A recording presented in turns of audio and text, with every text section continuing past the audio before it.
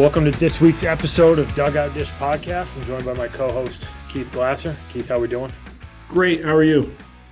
Good. I'm excited to introduce our special guest for this week's episode, former teammate and the head coach at Army, Chris Tracz. Hey, Chris, thanks for joining us.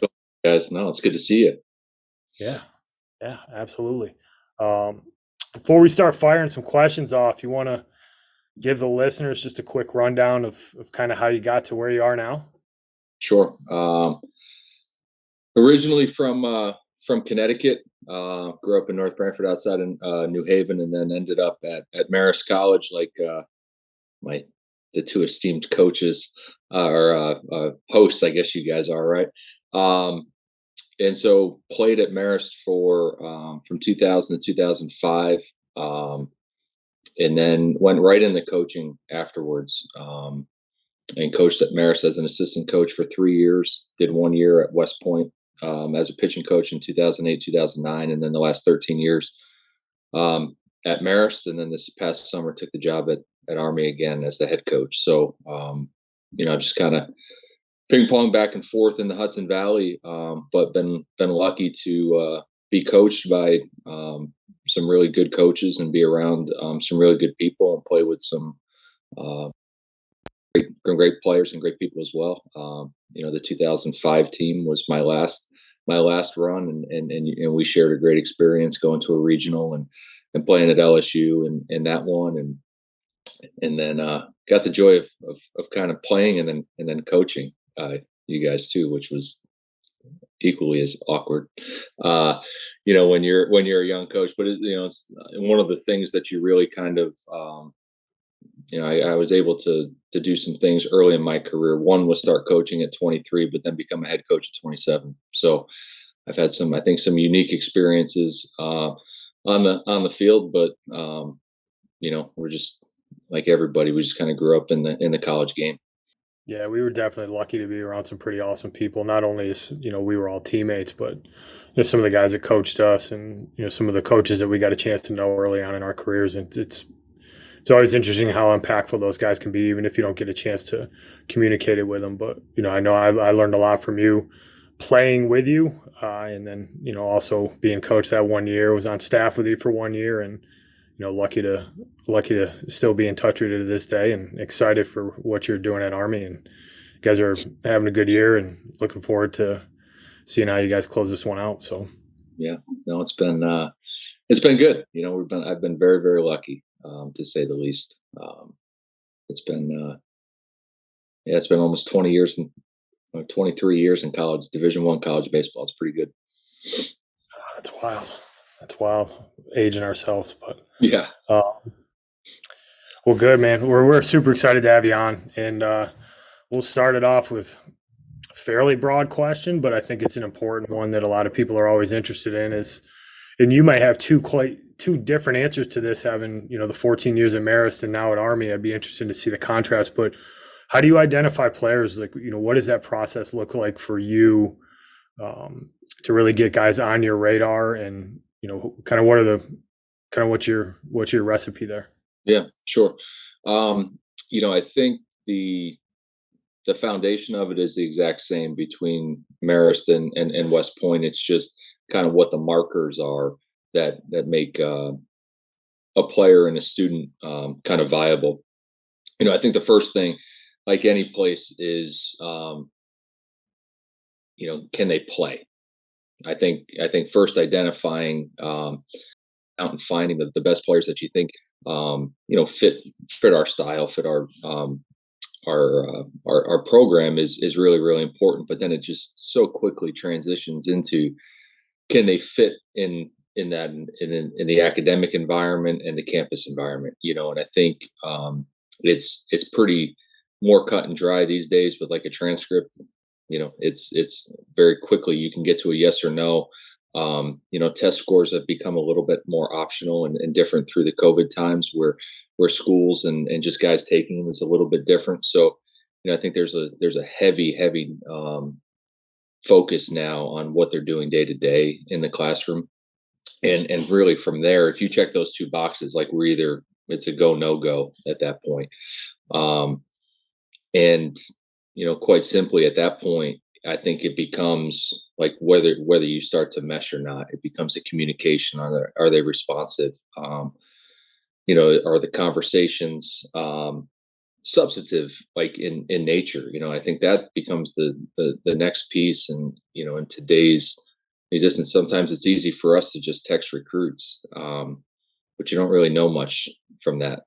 Everybody can kind of hide behind it. So um, the actual conversations that you can have over the telephone or in person, I think make a huge impact. Like that's I don't and again, my assistants will laugh at me sometimes. We'll have a visit and they're like, I had no idea what you were going to do, because I think that 45 minutes, that hour that you're sitting down with the families and with the kid, like you got to make some decisions at times. And is it relatable? Do they fit? Do you think that they would fit in the locker room or on the field to your coaching style? Um, you hope everybody can throw and catch and hit and do the general things. It just becomes, like for me, I think you have to understand your coaching style too as a coach. Like I think at times I do push our guys. Like you got to sometimes make a decision whether they're going to put in the time to be a Division 1 athlete, and to be good at it. And that doesn't always just naturally happen. So there's going to be some push and pull, and like, is that going to be a problem? Um, so you're kind of sensing not only the kid but the family as to kind of how this thing has gotten to the point where they're 16 years old and they're playing on this team and they're playing well and all this stuff. So um, at Marist, that kind of stopped, like at that, at Army West Point, like, yeah, we have to talk about there's a commitment level and a sacrifice to that decision as well, which is kind of just separate. But, I think leading up to that point, it's all the same. Like, you know, um, our job at the end of the day is to coach baseball, and to get those guys. So it starts there and then kind of trickles its way. Like I've never been one, and you guys dealt with it at academic schools. Like I've never tried to look at the GPA or the academics first unless we really had to make the right decision on who to go watch. You do at times have to do that. Like I want to go watch a shortstop and be like, that guy's a dude. And then like, are his grades good? And then you either get disappointed or excited. Um, as opposed to just striking somebody off the list because, you know, I just rather watch good baseball. Um, Even if I'm wasting some, make a mistake here or there. I think it's worth it. No, it's really insightful. It's interesting how it's really not that much different until you get to the service commitment. And I think that's a question that No I always had. And we talked point. about it with you a little bit. And people ask all the time, like, how do you do it? And then, so this is like the way that they at West Point, they talk about it is, can uh, you play, or, and then like, can you help us win? That's like, the first thing. Um, and then, academically, can you handle it? And then would you make a good officer in the Army? Like, it's not the reverse. So like, we're trying to go get a player and exposing them to the great things at any institution, right? As opposed to we're only responding to somebody that reaches out to us. Like we'll do that too, right? Because it might just make the process easier. But there's probably 70% of our guys on our team that have never thought of an academy, never even in their wildest dreams had a connection to it or even thought about it. But once you show them the big picture, it kind of makes sense to their thought process of what they want. So it's maybe a little bit reverse from what people think, where it's like you're only getting guys that want to do this. Like some of them have never thought about it, so you're learning with them, and then that's the process takes a little bit longer, because you have to show them.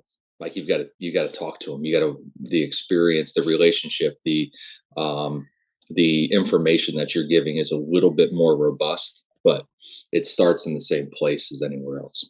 Yeah. The I think it's something we talk about a lot. At the end of the day, we as college coaches, formerly me and Andy, like we got paid to win baseball games, and that is kind of the the start of when you're kind of going out and trying to find guys. Can they help me win? So it's interesting, obviously, for to hear that it's the reverse of what I and we played Army how many times in our career. I kind of always thought it was, everybody there had that kind of higher calling and wanted to do that, wanted to go into the Army or the service, and then just kind of ended up at a West Point or a Navy or an Air Force. And that's interesting that it's a little bit different. Learn something new even at 37 years old. But to expand a little bit, along the same lines, like how do you guys go about building a roster? Once you kind of get through the identification process of like, okay, these are the guys that we're super interested in. How would they fit into your program, and how do you guys kind of, decipher and then plug and play guys from there? Yeah. I think the one thing for us that again changes the dynamic is that there's like the school's paid for at West Point. So you're not dealing with partial scholarships. You're not dealing, like, we're technically non-scholarship, but every kid is like, they're not paying anything to go to school. So I think that's obviously an advantage for us because you're not splitting hairs at a time. Like when you talk about a non-scholarship kid and they become a full pay kid, like what does that athlete look like? What does that pitcher or player look like to what is a 50% or to a 75%? Or like, we don't have to really look at it that way. We look at it more in just like the depth of your squad and like and trying to, in the best way, put it together. And it's not perfect from the sense of you can create an identity with your team, but like you also have to recruit guys that want to come and say yes at the end of the day. So there is some push and pull with some of the stylistic things that you would probably maybe at other places be able to do a little bit better. But I think when we're putting it together, the depth on the mound becomes the biggest piece for us, right? And it's no different than anywhere. Like you're going to be up the middle, you're going to be on the mound, right? Like if you're going to be good, you're going to get in that realm. The one thing with us is I think we can get big physical kids that like to be physical and big. It's just kind of the makeup of some of these guys. And I think, when you look at the Patriot League, I think it's a great example. Like the best players are 6'2", 6'3", and 215 to 230 pounds. And when they get it, they get it. There's some exceptions, but they're big and physical, like on the mound. The guys are 6'3" to 6'5", right-handers that with some velo and can spin it. Like there's no secret to kind of the way college baseball is trending and being played. So, regardless of what I think, what maybe we looked at in 1999 or 2005 as the right team, like that's not the way the game's played anymore. Right. So, identifying these guys and then, being able to recruit your butt off and really, again, we talk about exposing guys to our schools as opposed to selling it. Like we're not selling anything. Because they've got to be committed to it, and if they're committed to it, they know everything. It's an open book, and they can go get it. But we are like everybody else. You're trying to find probably, I guess, and I say in recruiting all the time, the simplest player. Like that's the guy that just like shows up and does his stuff and works really, really hard. It's really simple to coach that guy, and they usually become good at that point. The lucky thing that we have here a little bit is, and I'll use just there's not a lot of BS, right? Like it's not a place that puts up with anything. So, it's a different clientele, right? Like at Marist, you're talking about a school that's $65,000 to $70,000 and you're not fully funded. Like you have to find ways to get a 35-man roster of people that you make it financially affordable and make it the right academic and fit for people and do that for 4 years, and I think that was a struggle that we had a lot is sometimes it's the right fit for a year, but it's not sustainable for that family for 4.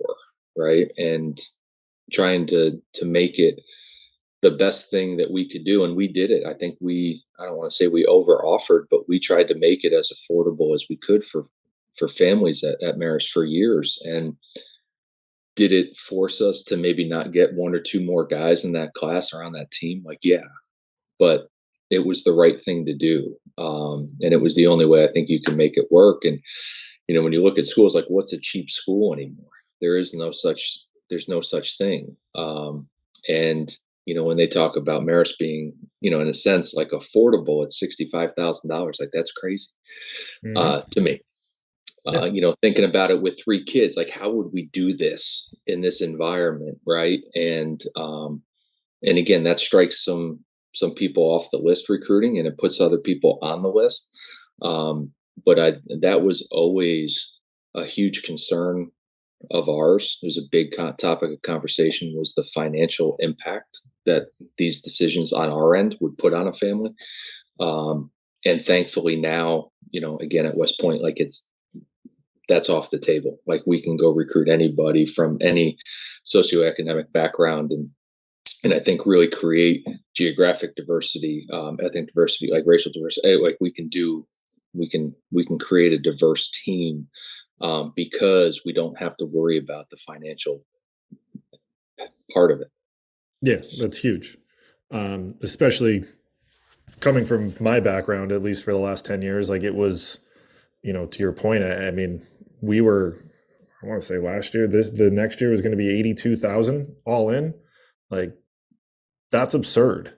And there was no scholarship money or anything like that. So I've had plenty of those conversations where, hey, it's not going to be affordable. And I mean, you're pricing out a substantial portion of the population when you start creeping into those numbers. And 65 is, it is affordable, in quotations here. Like, it's absurd right now. But I also think, we've talked a lot with other guys and I think amongst ourselves that, baseball has become so much more physical, and I honestly, I can honestly say this, like, I don't know, given my skill set right now, like, if I would be a Division I guy in 2023. Like, I really don't, because I didn't really get that physical until junior, senior year. Like, you have guys walking into campus now that were bigger than me, and not that I was small, but like, it's a far different game than what we kind of played, and we played with really good players, and we were a really good team, but it's morphed and changed so much over the last 15, 20 years that it's and you're right, you kind of are in a nice little niche where guys want to be pretty physical for you when they show up on campus. But I think that the overall thing is that, like, even if you're going to go play in college, like, you're going to be in the weight room quite a bit, so you're going to want to step on campus and be pretty physical before you even get there. No, and I with the question, like, I was thinking today, I was making dinner, right? And I'm like, like, would I be good enough today? Yeah. I mean, I'm a good college player, right? And I'm like, out of high school, like, where could I have gone, right? With the exposure of today's thing. And, like, obviously you think that, like, obviously you go crazy, right? Right. But, like, there's also a piece, like, when those times that I was pitching at 84 to 86, like, how good is that in today's world? Like, with an average break, like, I could locate the baseball, like, and that would have been like my unicorn skill set. But, like, how good would that be today?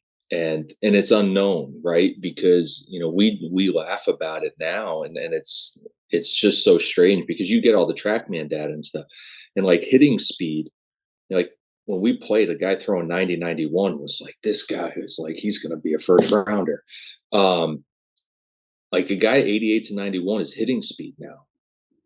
Like, they are the 85 to 88 that we played on, like, because of the machines, because of just the exposure of people just throwing hard. Like, 88 to 91, you're like thinking, that guy's a dude. Like, he's got to have some stuff that plays in the zone. Right. Now, like, if his stuff isn't, like, if he doesn't have a breaking ball that really can kind of get in and out of the zone, or a fastball with some life and be able to change planes, like, it's rough. And that's where the game is completely changed. I mean, I know you guys do it. I do it, like, when I get home from a game and you throw on ESPN, and you watch Tennessee and Florida, and they don't throw a pitch under 96 miles an hour. Like, they would have one guy on their team 10 years ago that could do that. Now they have 5, 6, 7 guys that can do it. And so the game's like, it's just elevated. So if they're throwing that hard, like, what is a guy that's 5'6", 150 pounds? Like, you've got to be really, really, really good.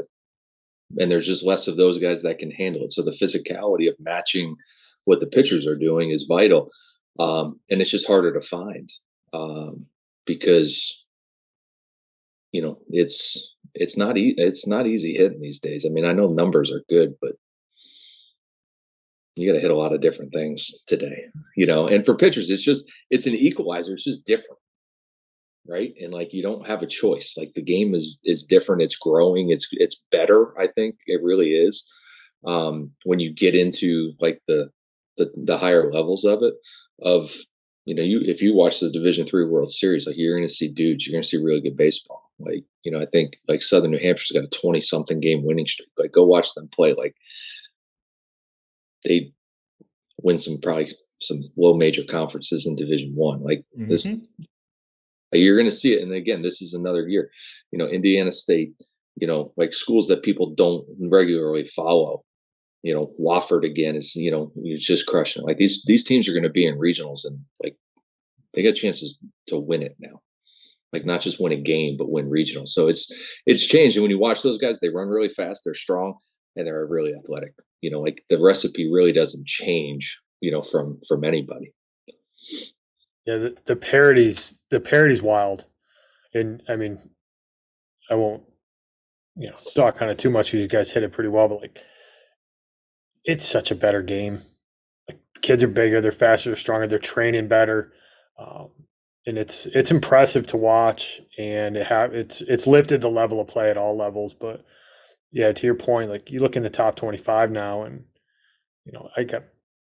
we talk to people who don't even know who Campbell is, and I think they're number 9 right now. It's like, there's 4 or 5 of those teams in the top 25, and you got a bunch of them in that top 40 range. Like, the parity's wild, and I think it speaks to kind of the expanded recruiting. I think fewer kids are going unnoticed, but I think that college coaches and the technology that they have, I think kids are getting developed. And I think that that's an important piece of it too, is these kids are getting to campus, and these coaches are getting the most out of these kids, and you're seeing those kids make that jump. And it's a different, you talk about the machines. I can't remember one time ever using a pitching machine at Marist for anything.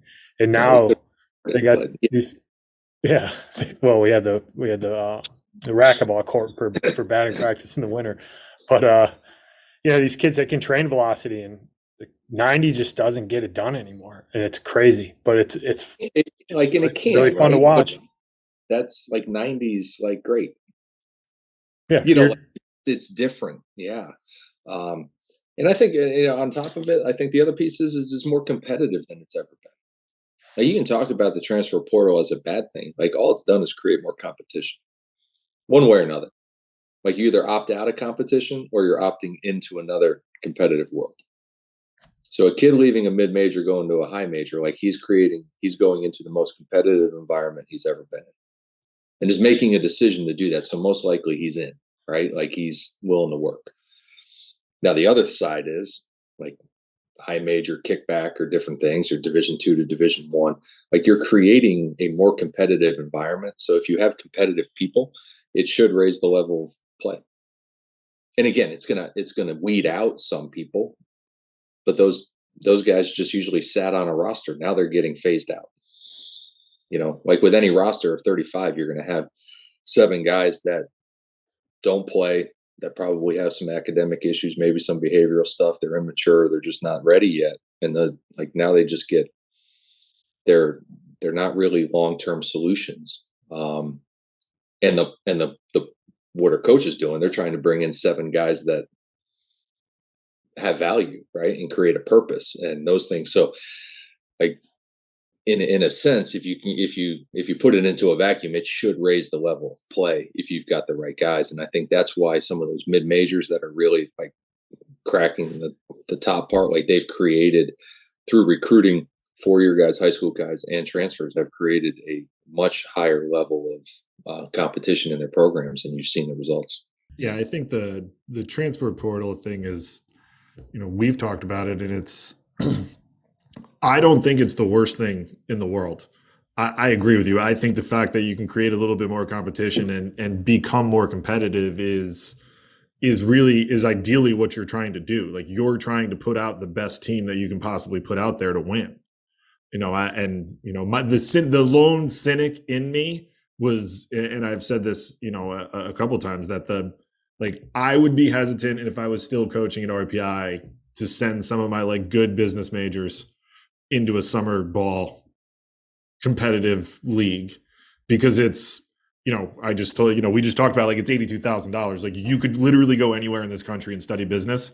And if you want to level up, that's great. But now I'm also kind of stuck without a really good arm at our level, that I have to, I can't necessarily just pick from the transfer portal in that regard. But it would be the one thing that might worry me. But if that's the lone worry that I have, I think if you do a good enough job on the front end, you're more than likely going to have those kids for 4 years if you're at a high end academic school like that. But yeah, I think the only other part of it that becomes problematic in a sense is it's changed the relationship dynamic completely. And again, not for everybody, but you're building a team for a year. Right. And, I think you can invest, sometimes you're investing 2-3 years in recruiting a kid. And then after a year, they're like, yeah, it was fun. Thanks. Where I don't know, we talk about at Marist, again, this was a unique time, but, I played for 3 head coaches in 5 years. And after I don't know if we lost anybody when the coaches left. We all just were this is where we're supposed to be. Whoever's going to come coaches us. We're going to be good anyway. You felt like you were a part of something kind of really cool.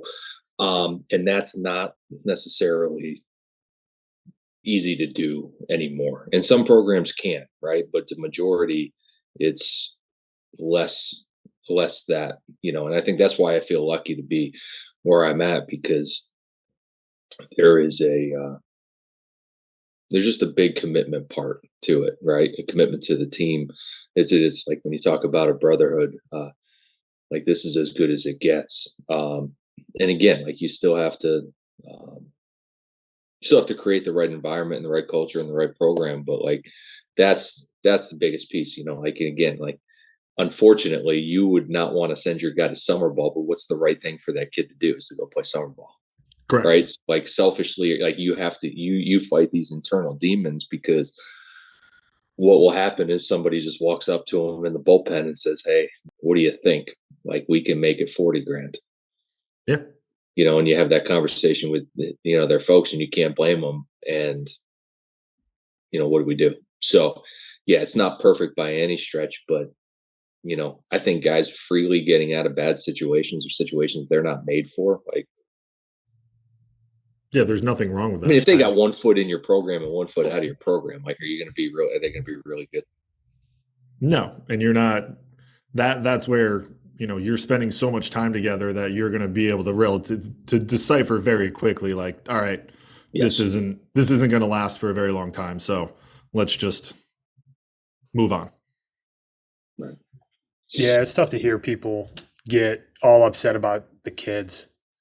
And that they're in the transfer portal, and to your point, Chris, these kids got different reasons for where they want to be. Sometimes it's money, sometimes it's, hey, I'm too far, I went too far from home.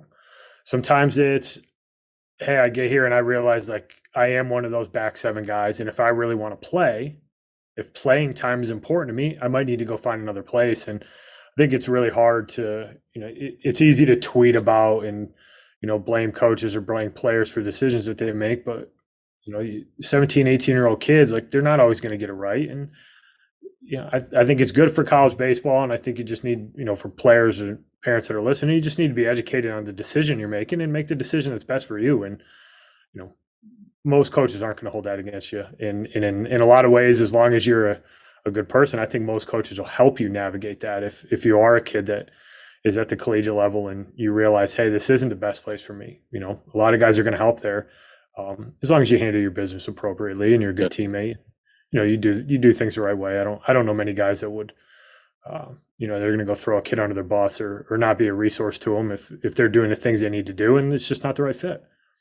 No, I mean, I like, and I know that it was like in basketball, they always talk about it. And Jay Billis would, he talks about the players and the coaches. Like I left Marist for a situation that I thought was better for me and my family. Yeah, like the hypocritical piece would be like to be like, this transfer portal is terrible.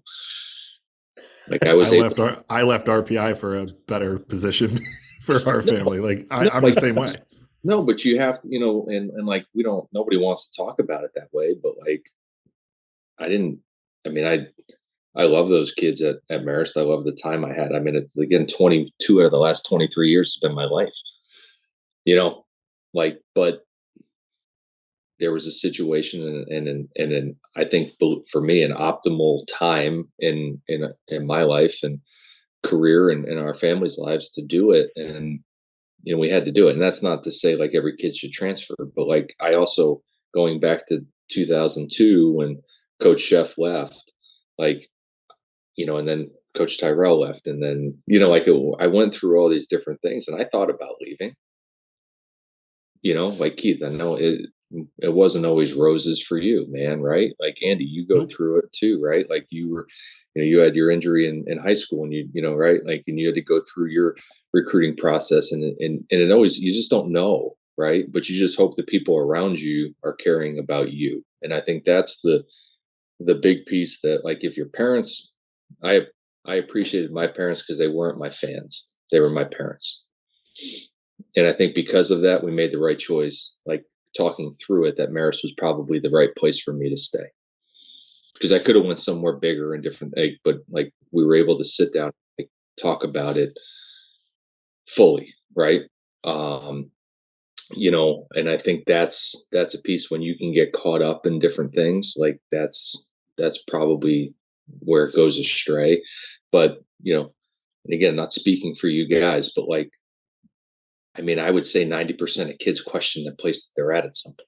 When coach rides them on a given day, it's their freshman fall, or you're practicing indoors at 11 o'clock at night, or you're on a bus trip and it's 3 a.m. coming back from Charlotte, or you just got your doors blown in, by, but you get run ruled and different things. And then, the next week, all of a sudden you sweep somebody, and, you're with the guys in the locker room and everything's great. And, you get an opportunity and you work, like, you just have to kind of be able to take a bigger picture of it. But I think we've all thought about it. We've all talked about it, right? And you've got to work through it. But again, I think, from now, like my high school coach was not involved with my stuff. Right. And I don't think there's not a lot of places today where the high school coaches are the central focus. And, obviously you have, the travel coach is much more involved in the recruiting process. And if, again, I talk about like, if your parents are your parents and not your fans, if your coach is your coach and not a fan or kind of, it's about the program, then you can really get to the root of the right choices. But that takes time and a lot of trust, and patience at times. Yeah, I think you're dead on. And I think the other is having as much information in front of you, with some of those decisions too. You're right. It wasn't all rose. I had a really tough freshman year. And, I had parents much like yours that, they were my parents first. And it was like, this is the best place for you. Like, I know it's a little tough right now, but life isn't just easy, and you're just not going to walk in there and be amazing at everything that you do. Excuse me. And then I was fortunate to play for you and play for Heels, and I'm still close with Heels and you. And I was able to actually learn a lot more about myself and what it actually takes to be successful at the college level. And it's a lot more, I think, than you even realize going into it. And it takes a certain level of maturity at some point too. Like I wasn't mature enough as a freshman to kind of understand what it took to be really good. I just kind of thought like, wow, I was good in high school, I'm gonna be good here. And that's not Like that's the worst possible kind of mindset to have. That takes a lot of sacrifice and it takes a lot of hard work, and it takes a lot of trust in your coaches and the people around you to that they're putting you in the right spot to be successful.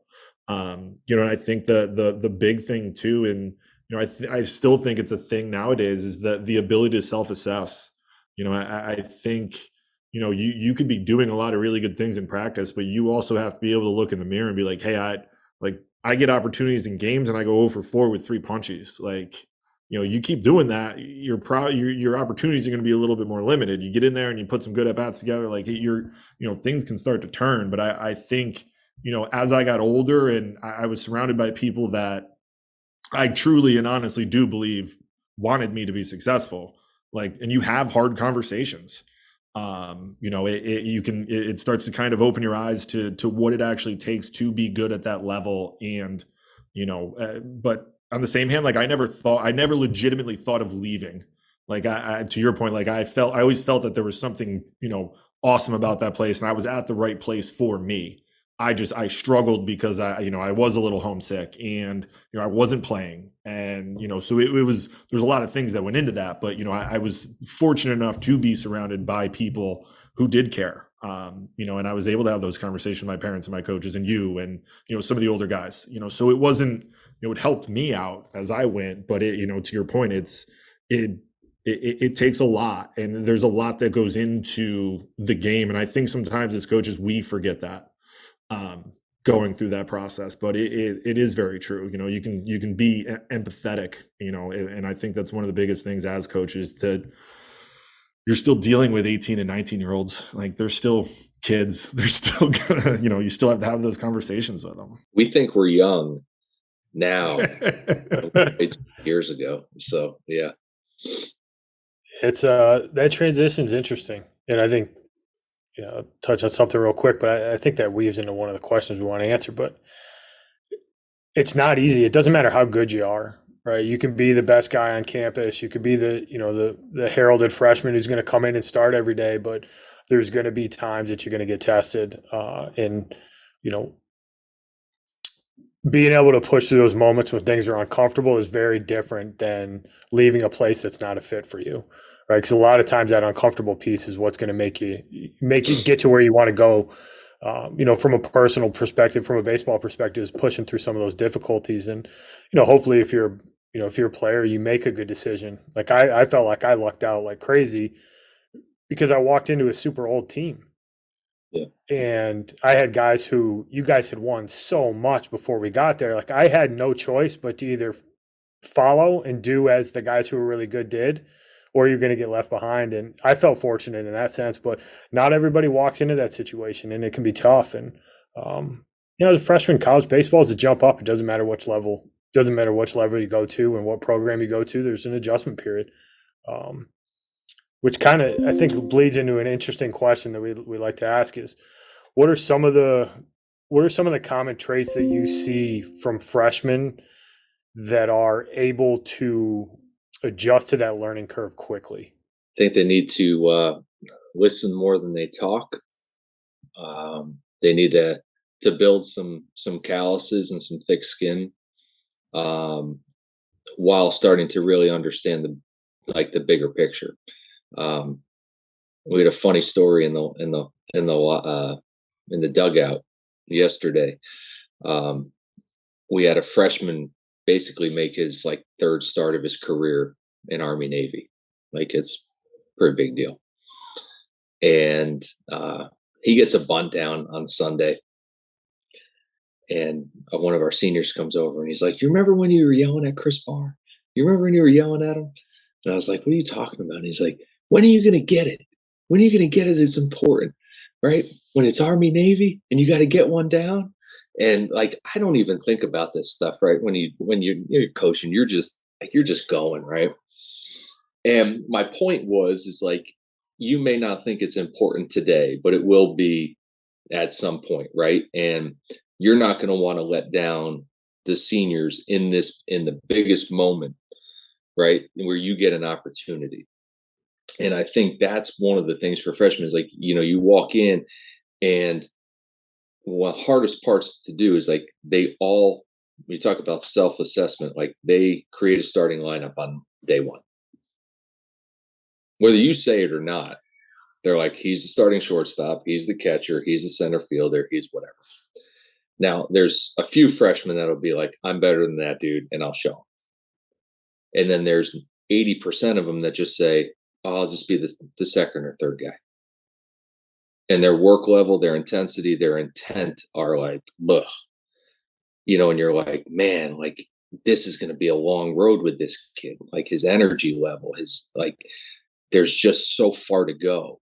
Where if they just realize, like, if I just try and be like the best player and fake it for a little while and be humbled that like you're not the best player anymore. It's probably not even close. But you will be if you just like put your head down and wear it when it's your time to wear it, and like fail when it's your time to fail, but then show up the next day with energy and enthusiasm to get better, right? Like those guys, they're hard to find, but most freshmen can't play right away because the way that the schedules are set up, unless you're at the highest level, is you're not supposed to win ever, right? Like they pay us money to go play because they're supposed to beat our tails in, right? So putting a freshman into a situation where they're facing a Friday night guy that's 93 to 96 with a hammer when he faced 82 miles an hour in said state, like you're set up to fail. So like it's the long game, because like right now you're in the end of April, and May is when all the good stuff happens, right? Like you have to get better. And there's so many times you're like, you don't realize how close you are to playing, and you're not ready because you're taking weeks and months off being the third string guy in your head when you're not. Like we would do it in recruiting a lot, is be like, you are like, we are bringing you in to compete for a job. And then there'd be some guys who'd be like, hey, like, I think it's going to take time. But like, I believe if you work your butt off, like maybe sometime in your sophomore year or your junior year, like you're going to be good enough to play. Like, and we would kind of tell them like, you're a developmental player, and like, you're like, let's go guy, just to give them. And for us too, it's like we need to be patient at times, and picking our spots to be patient and when not to be patient is a hard thing as well. But like, I just, there's not many freshmen that are really good, and I think it's because they make the decision that it's not their time. And guys that make a decision like, I'm going to go in and do this, like, I don't know, like I think about it, I like at Marist, catchers were always my thing, right? There's only one catcher, there's four of you guys, but one of you's like the starter. And you're like, well, stop acting like the fourth. Like if you're if you're gonna be the fourth string catcher, like just don't even stretch. Just go in the bullpen. Like we don't even need to talk. Like I'll travel you, like it'll be great, but just go down. Like we won't even, like you don't even need to hit, man. Like it's good. Just do your thing. Get A's in school, and go in the bullpen. Like we'll have a great relationship. But if you want to play, like there's a certain expectation that comes with it, right?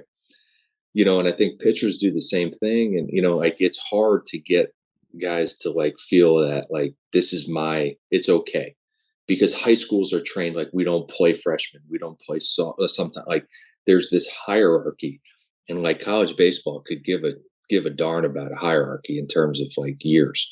If you can help us, like you're in, man. And so, I think though the other part though is the guys that talk the most when they get there about how good they are and all that, like it usually is like a really, really, they feel alienated, they don't feel accepted, they feel like separate from the group. The guys that just kind of like mesh and just like, I'll just be like a fly on the wall and do what the good guys do, or do more than the good guys do, it usually ends up okay. And I was weird. I was a different player. I think in my head, like I just thought different. I maybe still do at some point, but like I would wake up Saturday mornings and run at 9 a.m. because I just assumed everybody else went out that night. Like as a freshman and sophomore, every day, every Saturday, I'd get up and run. Now, running doesn't make you a better pitcher, but it was just a psychological thing for me that like I had a chance. Like if I could just do a little bit that somebody else wasn't doing, then maybe, right? And again, like running poles has been dispelled as like the worst thing ever for pitchers. So obviously it didn't make me better. But what I think it started to do was to train your mind that like if I'm doing this stuff, right, and then I'm doing the stuff in practice and I'm doing it really well, like I may get a shot. And if I get a shot, that's all I need. And I think that's a hard concept for a lot of young guys to feel. They want it. They say they want it, but doing it is a totally different thing. And like committing to it. Right? We talk about intent a lot. Like, are you intentional about doing it, or are you just did we practice today? Practice is, I think that's a huge transition for kids. How to practice at the collegiate level. And that's like step number one is learning how to assimilate into it and understand how a practice works, understand the effort that needs to be put forth because high school practices, I mean, let's be honest, most high school programs, like, they're just rolling some balls out. They're going to take some BP on the field, but learning how to practice and understanding that those moments as a player are oftentimes what open the door for you to get an opportunity in a game. And if you've prepared because you're doing the right things on the practice field every day, you give yourself a chance to be successful and you don't have those struggle moments and you get another opportunity because you put together a good at bat or you got a chance to throw in a blowout game, but you went in, you pounded the strike zone, you showed some composure. Well, you're going to go to that guy again. And like, that's how stuff opens up. And I think that if you're a freshman and you can check that box, and then you get to the point that you're talking about, Chris, is like, well, how do I do a little bit more than somebody else? And it may be something to your point that at this point, like seems inconsequential, but like you got up out of bed on a Saturday morning, probably nobody else was willing to do it. And it was a mental edge for you. And yeah, I mean, for players listening, just understanding that how you go about your business is way more important than the business that you talk. And I think that goes a really long way. Well, and again, and every program is different, but like what we ask our freshmen to do in our environment right now is like the stuff that nobody really wants to do.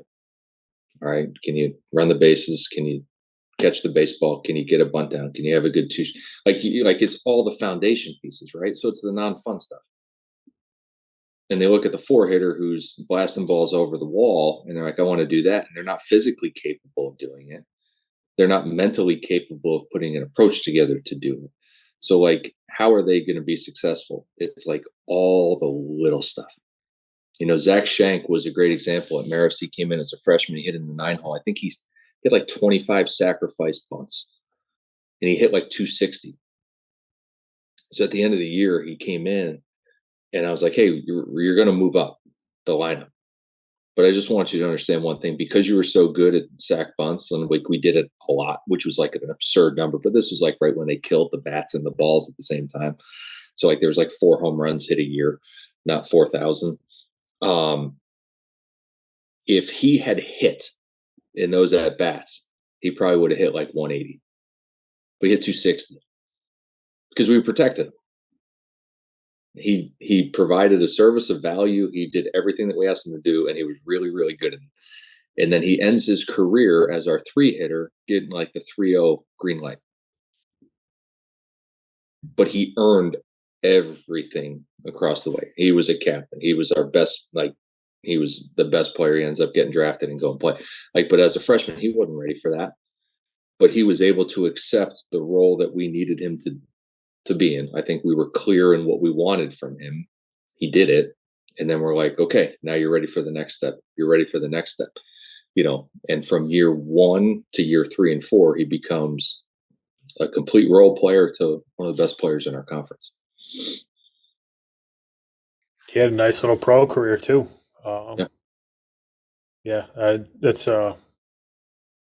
That's an interesting.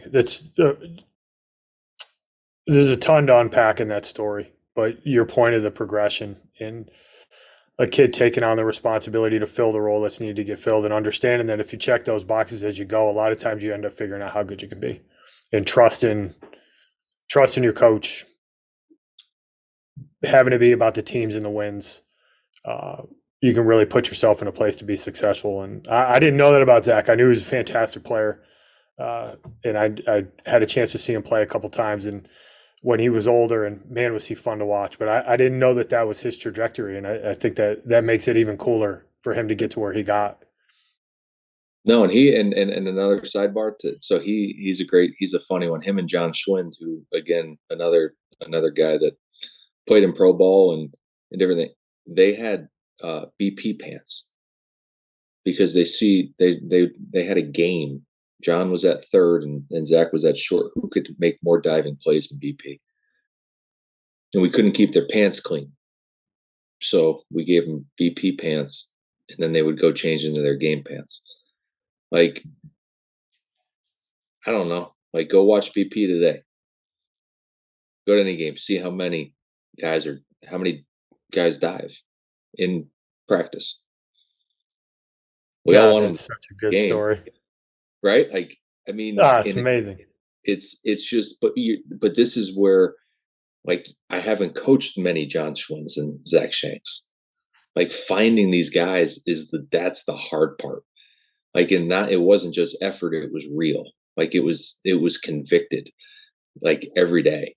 And that's why they were really, really good. And we had other guys that dove that were just bad players in the end, right? Like effort isn't everything, right? Like, I mean, Keith, if we're going to talk, like, you wanted to get a hit every time, right? Yeah, I'm with you. So I'm with you. But, like, you get those guys, and it was just like, it was an organic thing that they challenged themselves with, and with absolutely awesome results. But it didn't work for everybody. But those two guys, like, that was the coolest thing. Like, I've never had it since, right? Like, we've had really, really good players, but like nothing like those two. Like, their motors and their mental stuff was just, it was different. And that's why they ended up progressing the way that they did. There's no doubt. I think that's the fun part too. You saw Coach Swin the other day, didn't you? I did. I saw him on Saturday. I went to the Brockport-Cortland game. Talked to him for a little bit. But I think that's the fun part about coaching, though, too, is like when you get that and you see the progression from freshman to sophomore, you see them figuring it out as they go. Like, that's the fun part too. Like, you like to think that you have an impact on everybody, and you do to some, to varying degrees for everyone. But when you start seeing dudes like that being able to figure it out as they go, like, it makes your job super rewarding. And you feel as though like you're getting through to people, and then the wins consequently start falling when stuff like that happens. So all of a sudden, you're winning a bunch of baseball games, and it's no secret, in your mind as to why, right? Like, I coached at Siena when those two were on the left side. Like, it was hard to get a ball through the left side when those two were playing in the infield. Like, I didn't know they did that in BP, but like, it's no secret as to why. Like, there's constant intent and effort behind what they're doing. So it's going to eventually it's going to bleed over into the game where it needs to show up anyways. When you go, it's probably a little bit different. I'm not even going to say it's different. I don't know if it is or not. When you guys are recruiting, like, what character traits do you guys value when you're going through this process? It's a loaded question now. I think some of it is unknown, right? Like, you never really know a person, right? Until you get to be with them every day, right? Right. I think watching them play makes a huge difference. You can tell. I think their motor, like, they all, like, we talk about effort, attitude, and toughness. Like, those three things, are kind of our lead things, and then effort, adjustability, and togetherness as a team, right? So do you fit any of those six things? And I think those are things that you can identify after every game. Did we do those things, right? So when you watch someone's effort, it usually reflects their attitude, and their attitude reflects their kind of like they all kind of tie into each other. So being able to watch guys, I think, is really, really important. And those are character traits that I think it makes sense. I think, like on the visit, there's some things that maybe sometimes in conversation of who's answering what questions and how are they being answered, I think make you give you a little bit of feel sometimes as to the things. I think one thing, and this is like I was thinking about it today, like deflecting stuff is like it's a weird thing today. Um, it's common, so when it doesn't happen, it's unique. But like, oh yeah, like when you came and watched my high school team, like yeah, we're not very good, but but there's and then I was only pitching 2 innings today because and it didn't matter that my team made 4 errors, and and you're like, well, like what were we doing while we were playing? Right. So like or like what we haven't played well, like we're trying to figure it out, but like our guys practice hard and we try hard. Or like, yeah, there's this, I'm on a team of 8 guys are bad and I'm really good. And like, here I go. That's okay. Like you just try and read into some stuff, and unfortunately all we do, and like you're just constantly evaluating humans. Like this job it's brutal. Like everything, like how they walk, how they throw, how they put their hat on, how they catch it, how they throw it, like how they swing on deck, how they wear their uniform. You're like, man alive, like why do we care so much? But you're trying to figure out the little thing that like gives you more information than anyone else will see, right? And so I think being attentive when we're at games and at like showcases or whatever it is important. Um, you know, but at the end of the day, and I, again, I talk about like Army now as being what I believe to be one of the most competitive environments in the world. And if we're going to be good at sports, anywhere, you want to create the most competitive environment that you can. And so trying to get to the crux of like, are you in on competition? Are you willing to fight for your position? Are you willing to fight for opportunities? Are you willing to fight for wins? Are you willing to fight, your physical and mental at times and change the way that you work? I think is really important. And I don't really know if anybody, has the true answer to each guy, but I think that's super important. Like if you're not competitive, none of it matters. And if you're competitive, you're probably fairly respectful because you can see things and you see when someone else has earned their stuff. And if you're competitive, you're not afraid of hard work. If you're competitive, you're probably pretty good in the classroom as well. If you're competitive, like everything kind of spawns from that, like there's a lot of pretty much every aspect of your life has some competitive edge, to it. And so I think that would be like the one thing for me. I think that is like, do they want it? Do they want to hand it to them, or do they want to earn it? And figuring that out is not always the easiest thing in the process, because sometimes in recruiting you have to make quick decisions, but you've got to use every tool that you have, every piece of information, every person you can talk to try and get to that and get to it as quickly as you can. How do multi-sport athletes factor into that competitive piece? I mean, I know you were an awesome basketball player, and I mean that's one of the things I remember most about you as a player is that you're freaking ultra competitive, right? But being a former multi-sport guy, do you put any extra value in a kid who plays basketball or plays football or plays soccer, or is it kind of just case by case? Well, it's case by case because it's not normal anymore, unfortunately. Like if you just recruited multi-sport athletes, you'd have 12 kids on your team. Yeah, Like it's just unfortunate, right? But I think when you find a kid that is a quarterback on his team and they're bad, he's the captain of the bad football team, which means he gets his bell rung,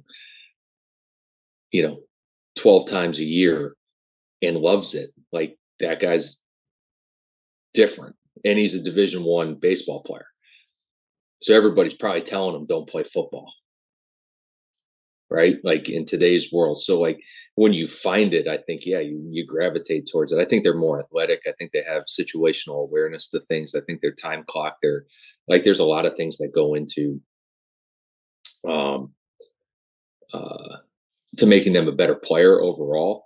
But I don't think you can sit there and say like they have to be a two sport athlete, because it's just our country's not set up the way that it was. I think the one place that you can go to is you can try and find like smaller town, smaller like like school system type of kids, where it's like if you don't play football, like we don't have a team. If you don't play basketball, like we're not running, So I think that's the only kind of, yeah, you can try and search it out a little bit, but I mean, how many kids today are playing a basketball game and then the next day going to a facility because their travel team has workouts in January? Like there's such a conflict, that sometimes it can be good or bad. I mean, we were lucky. I think, the time in which we grew up, like when it was basketball, it was basketball. When it was baseball, it was baseball. When it was soccer or football, it was soccer and football, or you played fall baseball or fall basketball. Like it's just the way it was. It's not set up that way anymore. I wish it was. I think it's a great separator. I think athletically, it's probably the most important. But the other part is that baseball is not set up to be played year round in nature. And so therefore you're not actually competing when you think you're competing. I think. Like competing against a cage is different than competing in a team environment with a winner and a loser and like a concrete set of rules with like structure and all those things. Like there's something to going in a cage and seeing live pitching and different things. Like that's great. But you don't base run, you don't defend, you don't steal bases, you don't, like, you're missing 80% of the game, or maybe 40% of the game, however you look at it. It doesn't matter.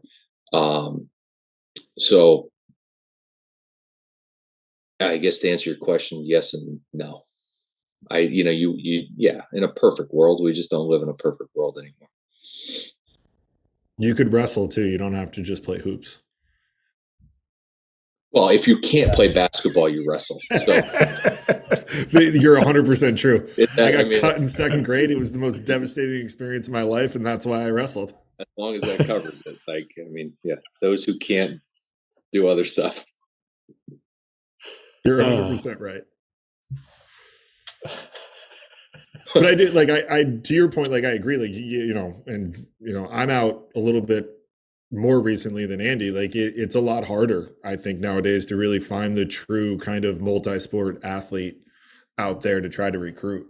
But I always found, at least anecdotally, I'll say, it always seemed like those kids were a lot more competitive to than maybe the kid who just trains baseball year round and then plays 50, 60 games. And I think there's one piece, like, and again, like the long-term stuff of it, like you can't play baseball. Like I can go play one-on-one basketball. Yep. And I end up throwing fists with my brother. Mm-hmm. Like we can go play two-hand touch that turns into tackle, 2-on-2, 3-on-3, 4-on-4. Like nothing in baseball can be done in a competitive environment without a game. I mean, you can, but you can't, right? Like there's no like figuring it out. And so like when you gotta figure it out, like in your driveway or like at recess or doing stuff. Like nobody plays baseball at recess. Mm-mm. Like you play kickball, which is probably more competitive because somebody's going to get a ball thrown at them at some point. Like, and which is good. Like it's great, but you're also not allowed to do that stuff anymore. You're not allowed to figure it out anymore. Like you're not allowed to solve your own problems, and there's so much failure along with baseball. Like we're not equipping anybody to solve their own problems, and I think that's huge. Special guest. All right. Good night. So, but the other, and I think because it's of the guys we played with, and I think the success that we had found, like we played with a lot of uber competitive people as well. And I don't necessarily know if you have a team full of guys all like that we kind of had that that are super competitive. I have a player who's playing for Soups right now, and he texted me and was like, "I've never played for two more competitive people in my life." And it's just So like you know what I mean, like, and it should like it should. I think it's I've always been super competitive, and so is it. Like, and it's I think like we played with a bunch of guys who were competitive to where like it was just normal. And I find it, I have coaching programs and coach kids that are like, there's just no like it's you have to like yank it out of them. And sometimes it's not there. And to me, sometimes just like it's weird, man. Like, what's the point of doing this if you don't want to compete? Like, why show up every day and do this for as long as we have to if you don't like get fired up to go compete? no, I mean, we've had guys over time be like, I've never like had coaches that cared like this, like, and Yeah. not at West Point, like, but just different things coming out of different places, and you're like, and again, that's where I get to those guys, and it's like they're gonna have to make a decision. Like, are you in or are you out? Hmm. And again, for some guys, it's not the right situation. Like, I'm probably not the right coach for every guy, and for some guys, I'm probably a really good fit, for how it goes. But like, I don't have a great tolerance for um, indifference. I call it a lot. Hmm. Like you're doing a drill and you don't do it, and you're just like, I'll just go to the back of the line. I don't know. Like that, just like that's a turnoff to me, right? Like it's just a bad outing, or the umpire's just bad. Like, like what are you supposed to do? Like, you're just going to give away a couple at bats. Like, it's no big deal. Like, indifference is, I think, one of the you allow, and again, everybody has a different term for it. I use indifference a lot. Like, you allow that to enter into your world, and it'll take it over in time. And so fighting that is really important. Like a midweek game, or like your early season trips. Oh, it's spring training.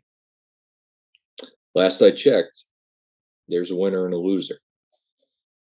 Like, last I checked, like at the end of the year, that's a recorded and logged in deal. Like, that thing happened. It happened. Like, and now it's on TV. Like, I can actually show you. Like, it's real, you know. Yep. But like, like, oh, I got, I was playing against the really good pitchers, so I should get a shot against the like what? Like, you earn the opportunity. Like, where are we drawing the line between what's competitive and what's not? What's meaningful and what's not? And some of that is driven again by trying to make everybody at times feel good. Like, it's hard. Like, we were set up to lose. Like, if you're in the Northeast and you're going to be good, you have to win 60% of your games on the road. Yeah. Where Yep. that's totally opposite of what the world tells you that the numbers are. So you have to be atypical. So you have to have atypical actions and an atypical attitude, and you have to have habits that are atypical to what the world tells you the numbers say, which is hard. Which is why when it's 11 o'clock at night and they turn on the lights on the Adendoff Field at Marist, and it's snow's coming down, and you're hitting fungos and playing defense and doing those things, like, we don't have to do it. Nobody has to do it. But like, when you take a 15-hour bus ride down to North Carolina or South Carolina and you play Wofford, like, do you think Wofford's like, we'll take it easy on them on Friday night? They had a long bus ride. Like, nobody cares. Nobody cares about your feelings. Nobody cares about how you feel physically. Nobody cares about anything. At least I don't think so. So, like, it's not big boy stuff, but it's in a sense big boy stuff. Like, you got to play. And when you get over like the ability for your circumstances to create your attitude on things, like, I don't know. I mean, I say it all the time. That's why I wore shorts out on the field when it was like 20 degrees. If you want to be cold, be cold. But it's a mindset. Like, we don't have a choice. It's either that or quit. and Marist will have a baseball team. Army will have a baseball team this year.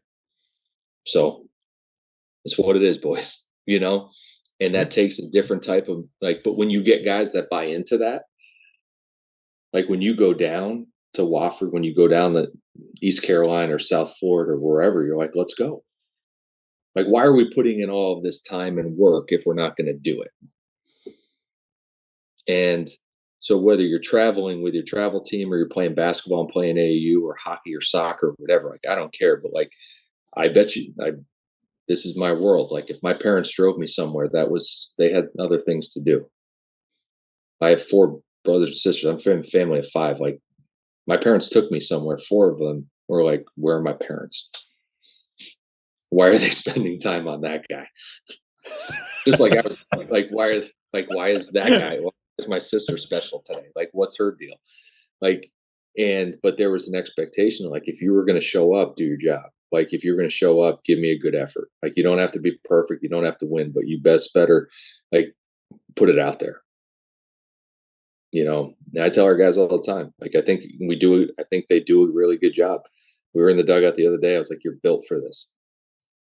Like, it's a little as though it was an adversity time, like you're built for it. And it's hard to create. I think 2-sport athletes, back to the original thing, I think that's what we were talking about. It does build that, but you have to figure out how to do it regardless. You have to make multi-sport athlete competitiveness out of single sport guys. But, when they feel like they can handle a lot, and that's what I think 2-sport athletes have the ability to do, is handle a lot, then usually pretty good. God, that was such a good answer. And you hit on so many important things. Just the competitiveness piece. It's hard to quantify how important that is. And if you get enough of the guys who buy into, nobody cares, there's no excuses. Your job is to work hard. Your job is to put your best effort forward. You get enough guys that want to do that, and they have some of the talent that is needed to compete at that level. You can do some really special things. And I've 4 years as a player, 10 years as a coach.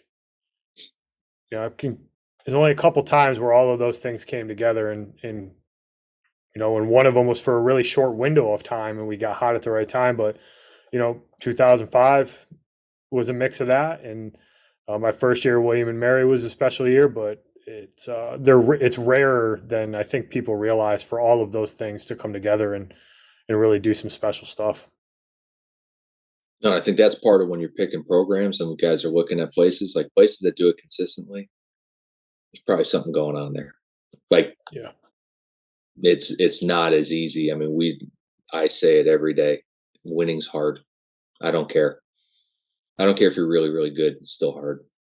It is not easy. And so when programs do it consistently, that's a predictor for a lot of it's development, it's culture, it's all the things that you would think it would be. It's exactly why I went to Marist. That, and I think Coach Sheff intimidated me into wanting to go. But everything that you guys had built before I got there, that was the reason I went there. It was like, these guys win, and they want me to play for them. Like, let's roll. Let's see what happens when I get there. Like, I'm just going to do what I can to try to get in the mix. And that was the biggest draw for me. Is what you guys had built. I wanted to be a part of that because winning is freaking fun, and it comes at a cost of the effort and the time that you have to expend and doing tough stuff and being a good teammate. And no, I think that's that's another thing. It's in kind of the evolution of things, and I think we've all tamed as we've gotten a little bit older. But I don't think the recipe's changed. Like, fun, like, guys do need to have more fun. Like, people care about the actual feelings of people, right? Like, Keith, you mentioned empathy. Like, that wasn't always on display 25 years ago, and it is more today. But the one unequivocal fact of competitive sports is the only thing that's really fun is like the bus rides in the locker room and the things and the celebrations and the thing, like the success of your team. And that does have, I think Nick Saban talks about all the time. Like it takes what it takes. Like once you realize there's not many choices, like life gets a lot easier. Like there's only a couple ways to do this, you know. But when you get it, and when you win, and you see the genuine joy, and then you go in the locker room, and you're playing music and all the stuff that that you miss when you're done. Like that's fun, and it's hard to have that when you're not getting developed, when you're not getting better, and you're not winning. So Yeah, I think like there's the fun practice and some of the loose stuff, like it comes at a price, and one yeah, that has an impact. I think I figured this out, and I think you hit on a good point. There's a big difference between fun and enjoying what you do, right? Because it doesn't have to be fun, like smile and laugh all the time, but like you need to enjoy showing up. And if you enjoy doing the hard stuff, if you get some satisfaction out of doing something that's difficult, it'll always be fun. But fun and hard can go together. Like fun and difficult can go together because it's amazing how much fun it is on the other side of difficult if you're willing to push yourself and maybe bring a teammate along with you. And uh, I think that that's something that can get lost in the shuffle is like, yeah, you want to have fun, but it's not really about having fun. It's about making sure that the kids are showing up in an environment where they actually enjoy being there. Right. And I think there's a difference between the two. I think about lifting a lot. Like you go to a lift, and like what made me feel good was the next day that I felt a little sore. Like to do a 20-minute workout and not feel it, God, it feels like a waste of time. Like you go in there and you put a little weight on and you do a little work, and you wake up the next day and you're like I got a little bit bigger today. Like I can feel it, right? You're like, and you feel good about like a little bit of pain. Like we're set up to, I think, to develop that way. Like it has to, like when you go for a run and you ran whatever, 9,000 miles that day, like there was joy in that pain. Right.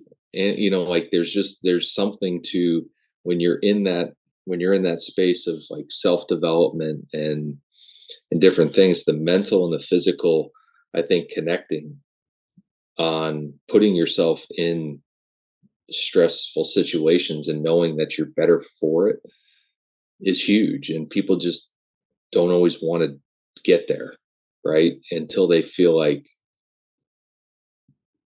they have to. And sometimes you're pitted in a corner, like you either do this or not. And then they come to realization of stuff. But like there's the accomplishment of getting through stuff is always something I think about. Right. Or just that feeling of like, man, that wasn't easy. And we did it. Right. It's the same thing in school. Like you get a C on a test, but you studied for 15 hours. Like you still feel like you're like, man, like I needed every second of that to pass. Or you just cash it in and get a D and an F. Or, well, I'll just get B's and just roll through, but I still want to go to Brown or Princeton. Not gonna happen. Probably not going to happen. Well, you know what? Then I'll go to a NESCAC. Well, that's not going to happen either. Like, and then you're just sitting there like this whole thing passes you by. And it happens academically, it happens athletically. I mean, there's so many guys that again that played college baseball that like look back and like, man, I screwed that up. And there's nothing you can do, right? And like I tell our guys, and you guys have probably said the same thing in every environment, like you can be a regular person the rest of your life. I can stay up as late as I want tonight. I mean, when you have kids, it's a little different, but like I can stay up as late as I want. Like if I wanted to party every night, if I wanted to do that, like I could do it. I could figure out a way to do it. But the one thing I'll never be again is a Division I athlete, ever.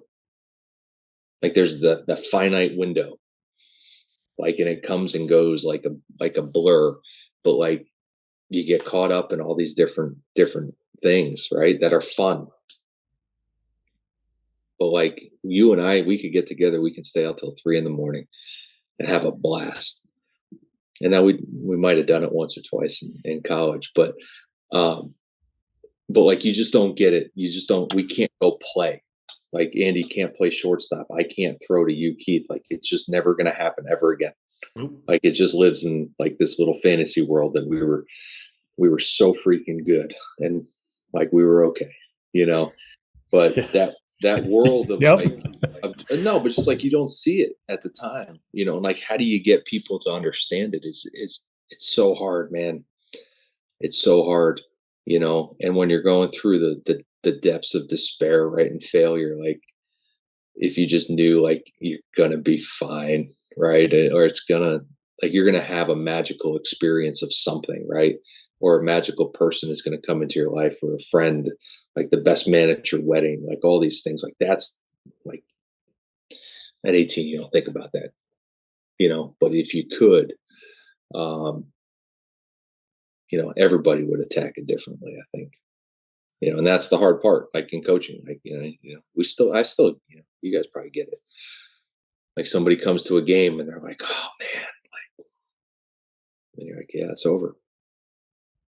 And that's the part that keeps you up at night because you can't help that guy anymore. You tried to help him.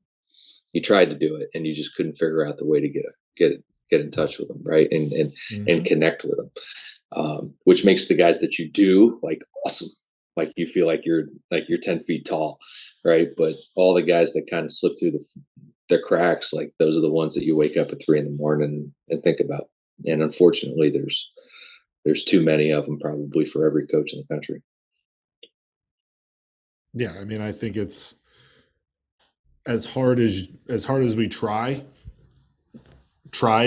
in my sense, but it as hard as you continue to do it, like it's you never necessarily give up, but I think that it's hard when you've tried everything and you can't get through for some of those guys. And like it does keep you up at night. And some of like and I'll be honest, like some of the I had a kid 3 years ago. I can't remember at this point, but like his mom thanked me after senior day and she was like, I have no idea how you got him through here.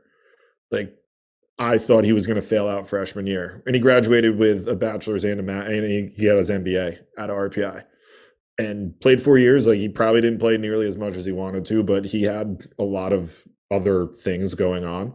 But we got him through, and to have him and someone like that is just as meaningful, I think, sometimes as a coach as the wins and losses. Like I love winning just as much as the next guy, but sometimes like it's you get that moment where it's like it is like a little bit bigger than you and the game sometimes. Like, all right, we got that guy through college with 2 degrees when I'll be honest with you, like I didn't think he had I thought he was gone after freshman year.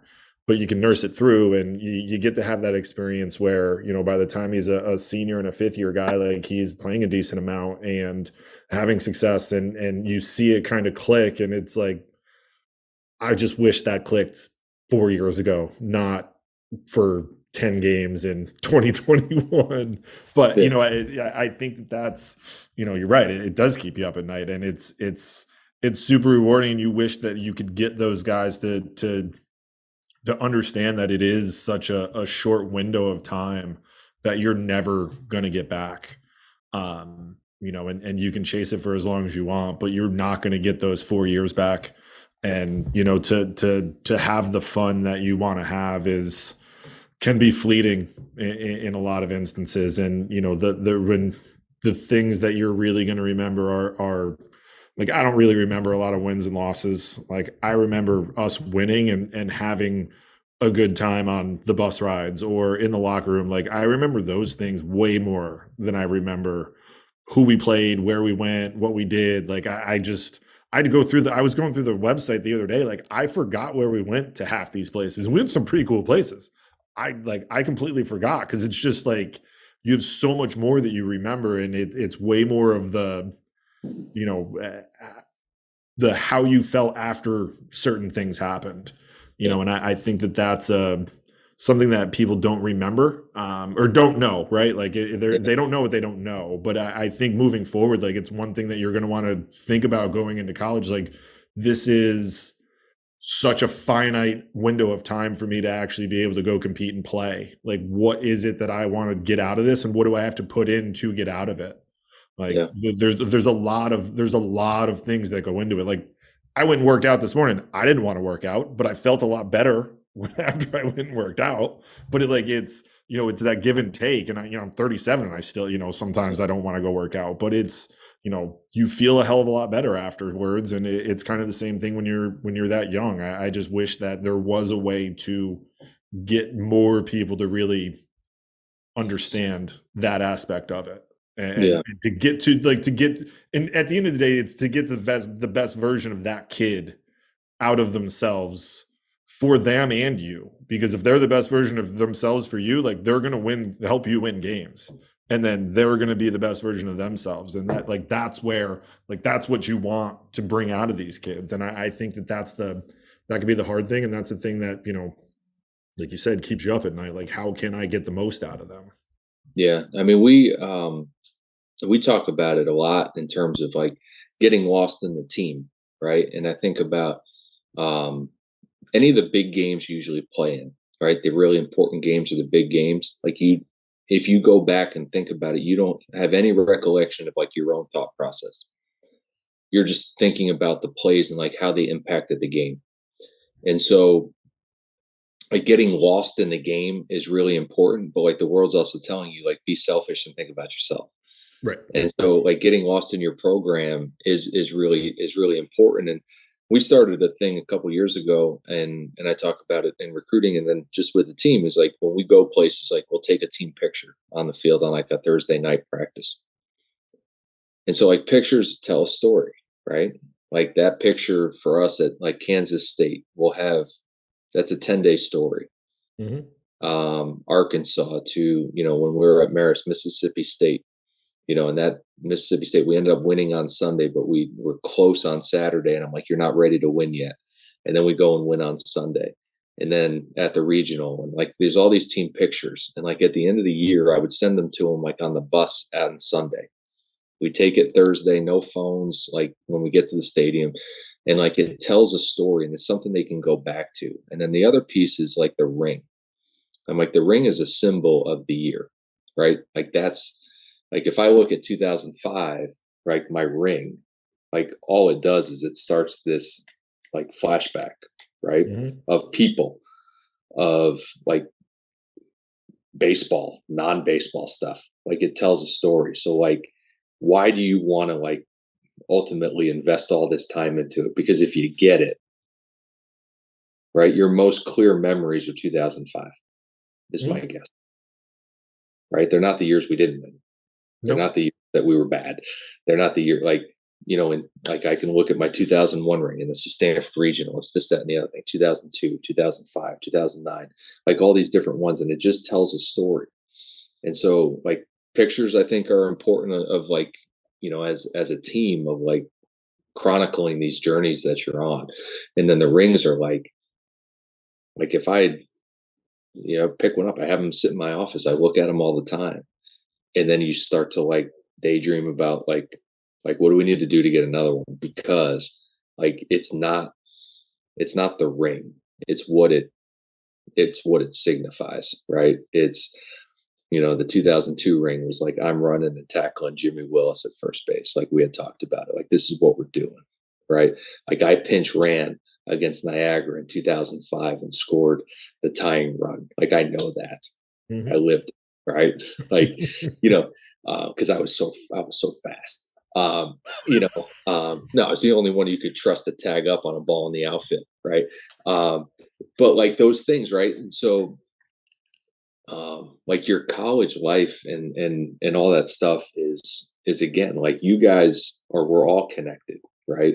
You had Soup on, like Soup just saw George Heath out in Oregon, right? Like I had a player from Marist just come see me in Annapolis. Like it doesn't end, and it sounds corny to be like it's 4 for 40 and all this stuff, but like there's guys I coached that we had like, I would say, the most mediocre relationship going. And then one day it's like, hey, coach, like, can I put you on as a reference? Like, no doubt, man. Like, what's going on? Like, what do you got? Like, whatever you need. And then they show up at a game and it's a hug and like it's 10 minutes, 15 minutes of smiles and like, and I think everybody comes around to like, you really were, you understand like you're all in it together, right? Whether it was good, bad, or indifferent, like you Right. really, as much as you might have felt like it was pushing against each other, like you were actually like, it was good. It was good and it was worth it. So, like we've taken this one and run for ages on it, but there's so much value, and I think there for me, like me moving from like Maris to Army has like invigorated me in a sense, because exactly kind of what you were talking about before, Keith, is like what these guys will go do impacts how I operate today. Hmm. I got three guys going to aviation. Like they're going to go fly helicopters in the Army. So they committed, instead of 5 years, they committed 12. Like when that kid makes an error, like it's because he doesn't really care. No. So your reaction's different, right? Like we got to not make the error, but like you just attack it differently, right? Like we've got one of the smartest guys on our team. He wants to pick up a gun and go do infantry. We have three other guys doing field artillery. Like they're choosing to like go to a place and in a spot to be like, yes, put it on me to get something done. Like it changes how I coach them. Right. And if I was ever to coach different kids, like you have to create that same environment at a civilian school, right? And you can do it, and we've all done it, you know. But to do it and invest more time into that type of atmosphere, because it makes us better coaches, and I think it makes our guys better players. But like you're so much more cognizant. I'm way more conscious of like, how am I attacking this? Like when we show up to practice, like this kid has 20 practices left. He has 3 weeks left of his entire career. Like I never really thought about it that way, like at Marist. Like when like the timeline of like a season ending and different things. Right. Like I look at these guys that we have, and like this guy in 4 weeks, like he graduates, never play baseball again. Like what's the last month gonna look like? Like it changes the way you prepare. Like you don't just be like, what are we gonna do today, coach? I don't know. Well, no, hit some fun goes, like throw some BP. Like I have a plan because they Right. deserve. Like they're like you're not winging practice in April, late April, May, when sometimes you are because you're so late in the season that it's like, Like all you're thinking right, through, and you're trying to create the environment that gives them like the respect as a player, as a person, and gives them the best chance to prepare to be successful when our next game is. And you know, unfortunately, I can't say that I was 100% that way before, but I'm way more cognizant of it now, and it probably will be for forever. no, it's great. I mean, I think that's, you know, I've always been a big believer of like if we're gonna ask our kids to get better, like we need to as coaches too. And sometimes it is, we don't have all the answers, and being able to, even if it's just that, and you know, relatable for me was I think I started realizing as I got a little bit older and became a head coach, like it's a far different experience being a head coach than it is an assistant. Like you have Like to attack things. when I tell you to tie your shoes. Yes, like when my shoes aren't tied and I look ridiculous. Um, but like you have to respond in ways that are far different than you ever would as an assistant. And I think it takes a certain level of self-awareness, but I think it all like, I was blessed to be surrounded by a lot of really good coaches that I can ask questions to and be around. But, it's something that I think, it's invaluable that you have, and you're able to do that as a coach to be like, all right, like I have to change what I do and how I do it so that I can get the most and also respect the team and the program that I have which I think is also going to get more out of everyone else that isn't a senior, that's a junior, a sophomore, a freshman, because they see that kind of they start to see that they start to really buy in and believe that you have their backs and want what's best for them, which is something that I think everybody legitimately want. Everyone that plays for you legitimately wants. And I don't think that sometimes that's the easiest thing to kind of display. Um, but I think that that's amazing that you're able to do that. I wish that I was, a little bit more fortunate to do that when I was a little bit younger. But luckily, I've been able to learn from a decent amount of dudes, and I'd be lying if I didn't say that I learned some stuff from you along the way too. So, thank you. Yeah. No, it's we got to do this a long time if we're going to stay in it. I think I'm young and I'm old at the same time, and then I got to do this for a while. So we got to keep evolving, and I think that's the best part, right? Like we're not a stagnant environment. Like it's ever changing, and the stuff that you guys deal with on the recruiting end and educating, like it's ever changing, and it's just changing this year. Like the rules are changing, the environments are changing, communication is changing. There's so much about it that is different than it was a year or 2 years or 5 years ago. That like if we're not on top of it, right? If you guys aren't on top of it, like it can lead people down a different road. And the value that people put into to us to coach their kid, for you guys to to mentor and to guide is, I mean, it's real, right? And I think that's why doing it with good people, and people that again are in tune, right, to want to be better and develop. Like the better you guys are prepared, the better we're prepared, the better these kids are going to be to tackle any decision or anything that they have to deal with. If you got another minute, Chris, I got one last question I'd love to ask you. Yeah. If you were going to pass on just even one piece of advice to a high school kid about when they go through the recruiting process, is there anything that kind of some wisdom you would impart? I mean, obviously, you've been doing this as a coach for a long time, and you went through it as a player. Um, anything in particular you'd pass on to a high school kid to some food for thought? Um, I don't know if this makes me sound corny or old or anywhere in between, but most of the time, I mean, there's no absolutes, right? But like your gut is probably correct. Like we talk about it a lot. Like, hey, like we talked about the type of campus you wanted, talk about the type of program you wanted, the type of academics you wanted, the type of area you wanted, the type of this you wanted. Like if everything checks off and you feel good, like there's no perfect, right? If it's perfect, you probably run, but I think at times we try and overthink it, or like this is good but maybe there's a little bit better. And I think you can get into some different things. The timing of recruiting is very difficult for everyone. Coaches don't want to go so fast, players don't want to go fast, but sometimes it's just the speed of life at this point. But I believe that when you sit in front of somebody, making sure that you sit in front of somebody, and get a genuine feel for whether they're in it for you or for them. I think it's not as hard as to figure out as maybe some make it.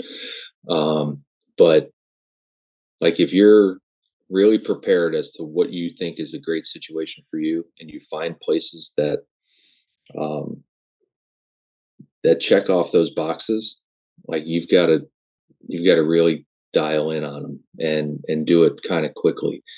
Um, and the weird part is, and we kind of alluded to it before, like um,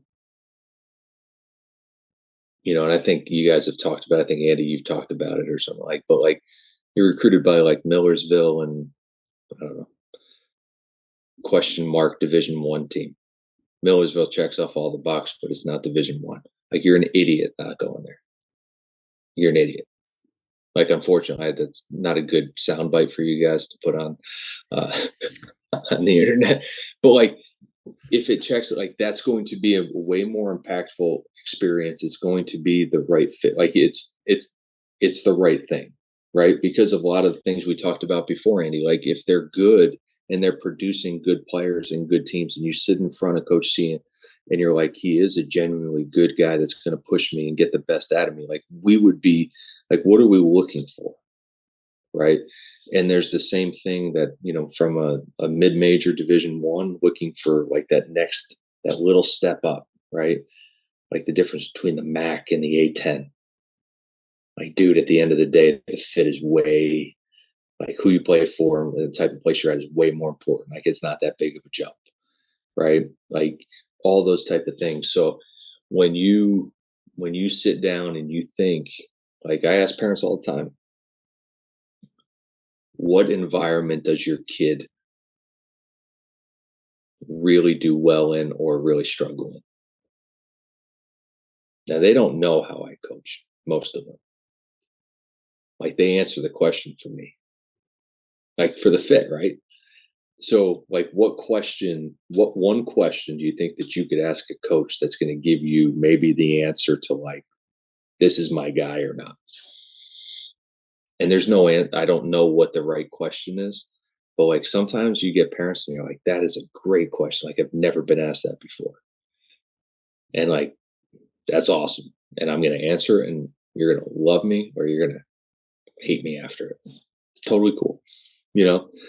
But like, coaches, I believe, should have those questions for a kid, for a prospective student athlete and their parents. But I think there's probably, like, if you come in with a list of 12 questions, like I got, like, oh, coach, question number 1, like, I don't know if I have that much time to, I mean, I'll answer them, but like, come on, like, what are the, like, 1 or 2 questions for those parents or the kid? And I think the kid is really important. Like, if a kid doesn't answer questions in a recruiting talk, like, I'm the parent never played for me. I've never played a parent in my life. Never put them in the lineup. I don't answer their emails. Like, I don't think they don't play, right? They're not with us every day. So the kid is so important. And so that's why I think, like, I don't know, like, I don't think I'm very answering your question very well, but like, I think when you get a chance to communicate, like, communicate the things that are really important. Like, hey, coach, at the end of the day, I love this place, but I don't know if my parents can afford it. Well, have the conversation with your parents, man. Like, you got to get me like, let's figure it out. Like, I want to make this work for you. You need to tell me how to make it work for you. Like, let's have the conversation. Right. Or, hey, we're recruiting you early. Like, hey, dude, like, you need to get all A's because you screwed off as a sophomore. Like, here's the deal. You want to come here? Let's do it. Like, it's the first bout of reality and honest talk. Right. But like, a parent being like, hey, like, you know what? I don't know if my kid's right for this place. Okay, I appreciate that. I'm still going to recruit the crap out of him, and he's going to make a decision, right? Or it's like, you know what, coach? It's like, it's not for me. Like, it just didn't. He didn't, like. I don't have a good vibe for whatever, right? I mean, I got asked for 15 years. Like, am I leaving? Are you going to be here at Marist, right? Like, I mean, like, I was 30 years old, right? And I answered it as honestly as I could, and for 13, 12 years, I was 100% truthful. And I was still truthful in the end, but I said it would have to take a special place that changed the dynamic of my family. Like, and I believe that happened. But like, I didn't lie to anybody. Right. Like, don't lie to me. Don't, like, again, hey man, at the end of the day, like, you come and visit, we're calling you the next day. What do you think? Hey, coach, you're number 5 on my list. Great. Like, we're out. Like, we'll see you later.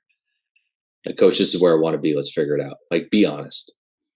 Like, be honest. And you'll just stop wasting time. Like, we've had it before visits. Like, let's have a real conversation. Like, is this a thing? Like, no, like, here's my thing. Like, I've been on the road for 2 weeks. I'd rather spend the day with my family than spend it with you who is not coming. And I'm cool with that, man. Like when I see you, when we play against you, like, well, bro hug, it was awesome. Like, and we'll be happy neither of us spent a day faking a recruiting process. Just be really genuine about it. And if someone's not genuine back, like, you know the answer. Your gut will tell you you're right. Like, move on. If you don't get responses, it's real. Mm-hmm. If someone's hounding you down, like, it's real. If you get an offer, it's real. If let's push off the visit for a month, like, it's not real. I mean, I've probably hijacked this question, but I think we try, and it's almost like dating, right? Like, you try and sometimes make excuses for people. Well, maybe he didn't respond because he didn't see my email because he's been recruiting, and maybe, or they're not interested, right? Or you get what you feel is like a connection of like, and you're like, man, this is good. But a lot of times people don't like the like; they like to chase the person again, right? You know, and if you're lucky enough, it works. If not, it doesn't. But again, it goes back to, I think, the roundabout piece, and I'll land the plane here, but like, you have to be completely cognizant of the timeline. And if you don't ask about it, if you don't like have an understanding of it, you can get left in the dust like pretty quick. And it's okay if you're comfortable with it, but you have to know, because today's world and the way it's going to change in the next cycle is, it's going to be like shotgun starts at a golf tournament. And if you're not prepared and kind of dialed in, then you have to be comfortable with being very patient. But like you guys have said it a million times, there's a place for everybody. You want to play college baseball and you have ability, like, you're going to get there. But like, you got to be able to play catch. You've got to be able to put the barrel on the baseball. Like, you got to be able to do some stuff. But I think being aware and have a true understanding, and I think that's the best part with you guys about Division I, Division III. Like, you have, like, you're dialed into every level of this thing and understand the process at it, and being able to decipher how those timelines and the timing, the shift is huge today, probably more than ever. Chris, I can't thank you enough, man. Just taking 2 hours out of your time to sit down and talk with us, like, ton of knowledge was dropped. I can't thank you enough, man. Really appreciate the time, and yeah, thank you. No, it was awesome. We could have done 2 more hours, but I know We could. There's no doubt about it. Justin wants to go to bed, so no, but I appreciate you guys, and obviously anytime we get to spend some time together is a good time. So I appreciate it. Thanks, man. Good luck rest of the way. We'll be following closely.